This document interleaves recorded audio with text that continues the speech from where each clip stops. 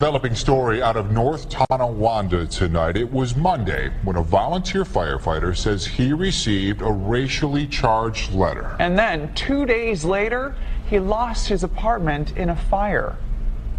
It can happen to me. It can happen to somebody else somewhere, whether it's here or, outside of Western New York.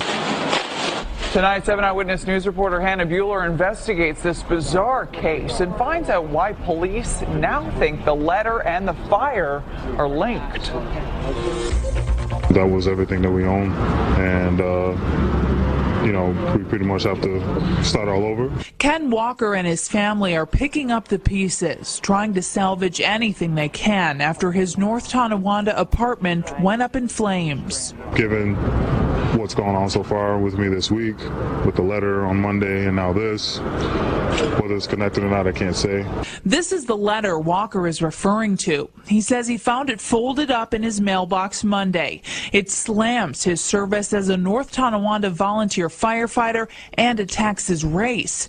Then just 2 days later, the fire company he volunteers for is putting out flames at his house.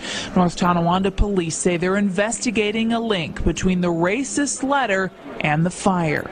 And even sending a little letter, okay, that was a little intimidation, but, it should never get to the point where you need to harm someone's home. I have children that live here.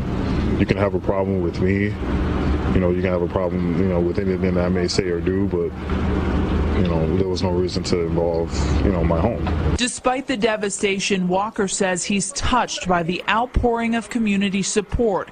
People coming to his home, donating food, money, and clothes. And those who drive by the Gratwick Volunteer Fire Company see this sign saying, "We support Ken Walker." He's there during the middle of the night.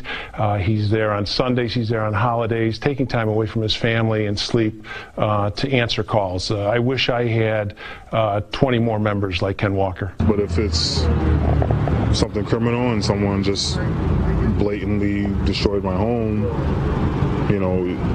that person's gonna, face the consequences.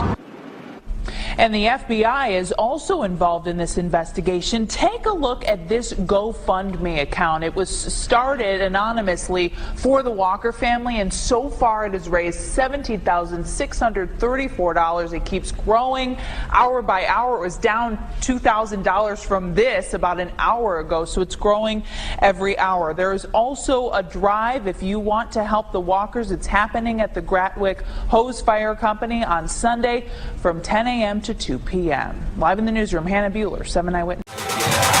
Say that it feels right.